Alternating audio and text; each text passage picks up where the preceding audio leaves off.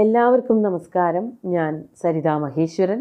ഇന്ന് ശ്രീകൃഷ്ണവിലാസ മഹാകാവ്യത്തിൻ്റെ 9ാമത്തെ സർഗത്തിലെ 51ഉം 52ഉം ശ്ലോകങ്ങളാണ് നമ്മൾ പഠിക്കാൻ പോണത്. 2 ശ്ലോകങ്ങളിലും ഉപജാതി വൃത്തം തന്നെയാണുള്ളത്.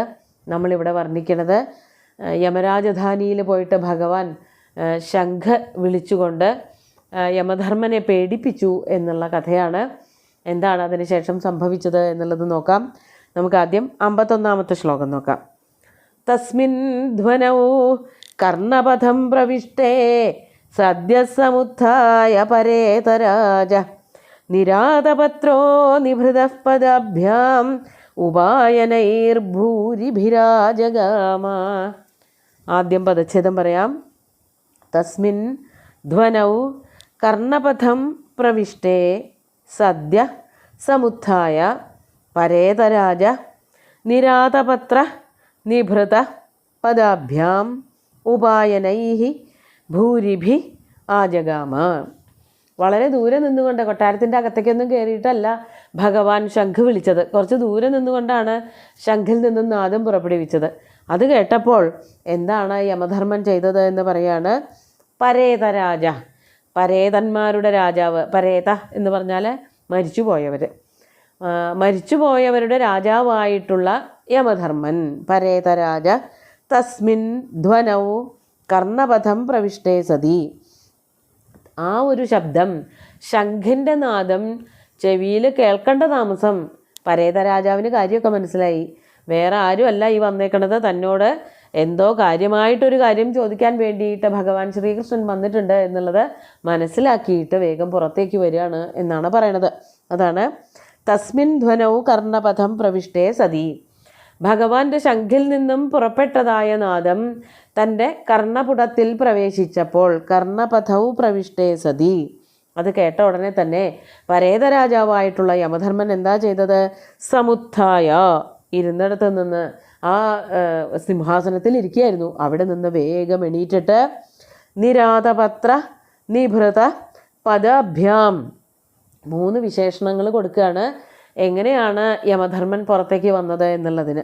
നിരാതപത്ര, ആതപത്രം എന്ന് പറഞ്ഞാൽ കുട എന്നാണ് അർത്ഥം.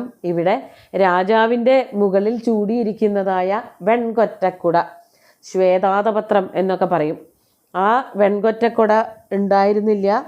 അതുപോലെ തന്നെ നിഭൃത, ഒരു കോലാഹലം ഉണ്ടായിരുന്നില്ല. രാജാക്കന്മാരൊക്കെ സാധാരണ പുറത്തേക്ക് എഴുന്നള്ള വേറൊരു ഒരു ഗൃഹത്തിൽ നിന്ന് വേറൊരു ഗൃഹത്തിലേക്ക്, അല്ലെങ്കിൽ ഒരു മുറിയിൽ നിന്ന് വേറൊരു മുറിയിലേക്ക് തന്നെ മാറിയാൽ ഭയങ്കര കോലാഹലവും ബഹളമൊക്കെയാണ്. ആൾക്കാർ മുമ്പിലും പിമ്പിലൊക്കെ ആയിട്ട് നിറച്ചു പോവാറുണ്ട്.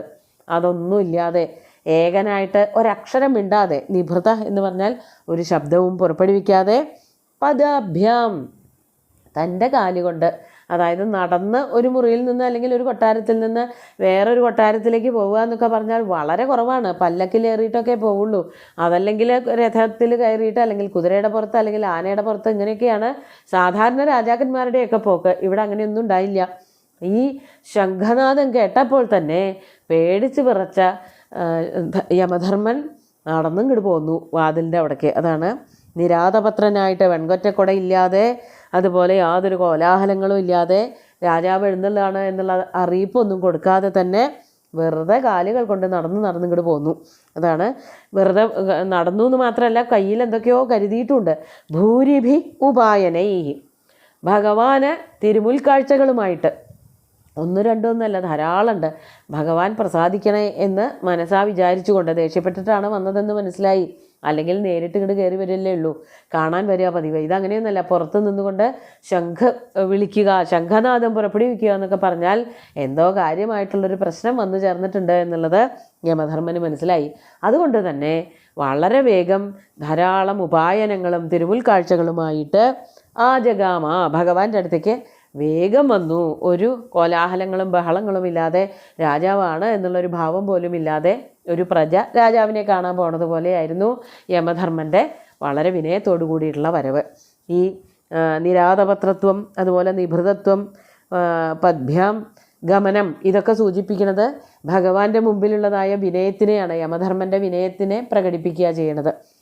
നമുക്ക് 52ാമത്തെ ശ്ലോകം കൂടി നോക്കാം. തമാഗതം പ്രേക്ഷ്യ സധർമ്മരാജം പുത്രം ഗുരോർമേ വിതരേത്യവോചത് തഥേതി തുഷ്ടേന ച തേന ദത്തമാനീയസൂനും ഗുരവേ ദിദേശ. നമുക്കാദ്യം പദച്ഛേദം പറയാം. തം ആഗതം പ്രേക്ഷ്യ സ ധർമ്മരാജം പുത്രം ഗുരോഃ മേ വിതര ഇതി അവോചത്. തഥാ ഇതി തുഷ്ടേന ച തേന ദത്തം ആനീയ സൂനും ഗുരവേ ദിദേശ. ചെറിയ ചെറിയ വാക്കുകളുള്ളതായ ഒരു ശ്ലോകം. വളരെ എളുപ്പമാണ് മനസ്സിലാക്കാൻ. എന്താണ് അവിടെ സുകുമാരകവി പറഞ്ഞു തരണത്? സ ആഗതം തം ധർമ്മരാജം പ്രേക്ഷ്യ. സ എന്ന് പറഞ്ഞാൽ ശ്രീകൃഷ്ണൻ.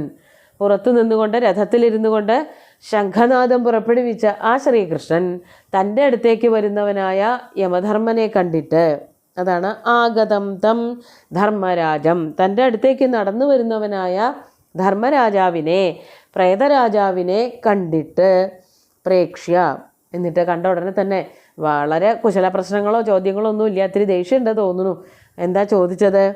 മേ ഗുരോഹ് പുത്രം വിതര, എൻ്റെ ഗുരുവിൻ്റെ മകനെ ഇങ്ങോട്ട് തരൂ എന്ന് ഒരു ആജ്ഞയുടെ സ്വരത്തിലാണ് പറഞ്ഞത്. സാധാരണഗതിയിൽ ശ്രീകൃഷ്ണൻ അങ്ങനെ ആരോടും മര്യാദ കെട്ട് പെരുമാറാറില്ല. അവിടെ ചെന്ന് ആശ്വസിപ്പിച്ച് കണ്ട് നല്ല വർത്തമാനങ്ങളൊക്കെ പറഞ്ഞതിന് ശേഷമാണ് ബാക്കി കാര്യങ്ങളൊക്കെ പറയാറുള്ളൂ. പക്ഷേ ഇവിടെ തൻ്റെ ഗുരുവിൻ്റെ പുത്രനെ ഗുരുവിൻ്റെ അനുജ്ഞയോ തൻ്റെ അനുജ്ഞയോ ഒന്നും ഇല്ലാതെ പിടിച്ചുകൊണ്ട് വന്നതിൻ്റെ കഠിനമായിട്ടുള്ള ദേഷ്യം പ്രകടിപ്പിക്കുകയാണ് ചെയ്തത് ഈ ഒരു വാക്കുകൊണ്ട്. കൂടുതൽ കുശല പ്രശ്നമൊന്നുമില്ലാതെ കാര്യം പറയാണ്. മേ ഗുരോഹോ പുത്രം വിതര, എൻ്റെ ഗുരുവിൻ്റെ സാന്ദീപനിയുടെ പുത്രനെ വേഗം ഇങ്ങോട്ട് തന്നോളൂ. ഇതി അവോചത്, ഇപ്രകാരം യമധർമ്മനോട് ശ്രീകൃഷ്ണൻ പറഞ്ഞു. കണ്ട ഉടനെ തന്നെ പറയുക ചെയ്തത്. അപ്പോൾ യമധർമ്മൻ എന്താ ചെയ്തത്? തുഷ്ടേന തേന ച, സന്തോഷത്തോടു കൂടിയ ആ യമധർമ്മൻ തഥേതി ദത്തം സൂനും ആനീയ, തഥേതി അങ്ങനെ തന്നെ ആവട്ടെ, എന്തിനാണോ അവ വന്നതെന്ന് പരിഭ്രമിച്ചു. അപ്പോൾ ചോദിച്ചത് കേട്ടപ്പോൾ മനസ്സിലായി ഗുരുവിൻ്റെ പുത്രനെ കൊണ്ടുപോകാനാണ് വന്നിരിക്കുന്നത്, തന്നോട് വേറെ യുദ്ധമൊന്നുമില്ല, സമാധാനപരമായിട്ടാണ് കാര്യങ്ങളെന്ന് മനസ്സിലാക്കിയതോടു കൂടിയിട്ട് യമധർമ്മന് സമാധാനമായി. ഇപ്പം തന്നെ തരാലോ എന്ന് പറഞ്ഞുകൊണ്ട് എടുത്തു കൊടുത്തവനായ പുത്രനോട് കൂടിയിട്ട് ദത്തം സൂനും, യമധർമ്മൻ എടുത്തു കൊടുത്തതായ പുത്രനെയും കൊണ്ട് സൂനും ആനീയ ഗുരവേ ദിദേശ, ഗുരുവിൻ്റെ അടുത്ത് കൊണ്ടുപോയി കൊടുത്തു. വളരെ വേഗത്തിലായി എല്ലാ കാര്യങ്ങളും. അതായത് വളരെ ധൃതി പിടിച്ച് രഥം, അതായത് താർക്ഷനെ പോലെ വേഗത്തിലോടുന്ന രഥത്തിൽ കയറിയിട്ട് ഏട്ടനോട് കൂടിയിട്ട് വന്നു, ശംഖനാദം പുറപ്പെടുവിച്ചു. ഇതൊക്കെ കേട്ടതോട് കൂടിയിട്ട് യമധർമ്മന് നല്ലവണ്ണം പേടിയായി. പക്ഷേ വന്നു കണ്ട് സംസാരിച്ചപ്പോൾ കാര്യങ്ങളൊക്കെ മനസ്സിലായി. ഇത്രയാണ് ചെയ്തു കൊടുക്കാനുള്ളതെന്ന് മനസ്സിലായ ഉടനെ തന്നെ യമധർമ്മൻ ഓടിപ്പോയിട്ട് സാന്ദീപനിയുടെ പുത്രനെയും കൊണ്ട് പുറത്തേക്ക് വന്നു, ശ്രീകൃഷ്ണനായിട്ട് സമർപ്പിക്കുകയും ചെയ്തു. അങ്ങനെ യമധർമ്മൻ കൊടുത്ത പുത്രനോട് കൂടിയിട്ട് അപ്പോൾ തന്നെ വേഗത്തിൽ സാന്ദീപനിയുടെ ഗൃഹത്തിലേക്ക് ശ്രീകൃഷ്ണനും ബലരാമനും പോന്നു. തൻ്റെ ഗുരുദക്ഷിണയായിട്ട് സാന്ദീപനിക്ക് പുത്രനെ കൊടുക്കുകയും ചെയ്തു എന്നർത്ഥം. ആ വേഗത എല്ലാത്തിലും കാണാനുണ്ട്. ഭഗവാന്റെ പോക്കിലും യമധർമ്മൻ്റെ പുത്രനെ കൊടുക്കലിലും തിരിച്ചു വരവിലും ഒക്കെ വളരെ വേഗം ആ കഥ പറഞ്ഞ് അവസാനിപ്പിക്കുക ചെയ്യണത്. ഇനി ശിശുപാലവധമൊക്കെയാണ് പറയാൻ പോണതെന്നുള്ളത് കൊണ്ട് ഈ ഒരു കഥയ്ക്ക് വേഗം തന്നെ പരിസമാപ്തി കൊടുക്കാൻ വേണ്ടിയിട്ടാണ് പെട്ടെന്ന് പ്രേതലോകത്ത് നിന്ന് തിരിച്ചു പോന്ന് തൻ്റെ ഗുരുവിൻ്റെ അടുത്തെത്തി എന്ന് വർണ്ണിച്ചത്. അതിനുശേഷമുള്ള കഥ, ഗുരുവിൻ്റെ സന്തോഷമൊക്കെ അടുത്ത 2 ശ്ലോകങ്ങളിലാണ് വർണ്ണിക്കുന്നത്. നമുക്ക് ഇന്നത്തെ 2 ശ്ലോകങ്ങളും ഇപ്പോൾ ചൊല്ലി നോക്കാം. തസ്മിൻ ധ്വനൗ കർണപഥം പ്രവിഷ്ടേ സദ്യ സമുത്ഥായ പരേതരാജ നിരാതപത്രോ നിഭൃതഃ പദാഭ്യാം ഉപായനൈർഭൂരിഭിരാജഗാമ തമാഗതം പ്രേക്ഷ്യ സധർമ്മരാജം പുത്രം ഗുരോർമേ വിതരേത്യവോചത് തഥേതി തുഷ്ടേന ച തേന ദത്തം ആനീയ സൂനും ഗുരവേ ദിദേശ. ആ കുട്ടിയെ കിട്ടിയപ്പോഴത്തെ സന്തോഷമൊക്കെ അടുത്ത 2 ശ്ലോകങ്ങളിൽ വർണ്ണിച്ചിട്ട് ഈ ഒരു കഥ സാന്ദീപനിയുമായിട്ട് ഉണ്ടായ, അല്ലെങ്കിൽ സാന്ദീപനിയുടെ അടുത്ത് പോയിട്ട് വിദ്യ പഠിച്ചതായിട്ടുള്ള കഥ അവസാനിപ്പിക്കുകയാണ് കവി ചെയ്യണത്. അധികം വിസ്തരിക്കലൊന്നും ഇല്ലാതെയാണ് എല്ലാ വർണ്ണനകളും നടത്തിയത്. കടലിനെ കാണലും യാത്രയും ഒന്നും അത് കൂടുതലായിട്ട് ദീർഘിപ്പിച്ചിട്ടില്ല. ഈ ഒരു കഥ ചുരുക്കി പറഞ്ഞിരിക്കുകയാണ് ചെയ്യണത്.